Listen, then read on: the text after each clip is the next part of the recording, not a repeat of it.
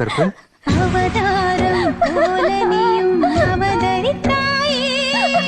மருதாணி போல என்ன வளர்த்து விட்டாயே செவந்த இடம் பிறந்த இடம் முதிர்ந்த இடம் என்னமாச்சு புகுந்த இடம் உன்னதவ செஞ்சு போட்டோம்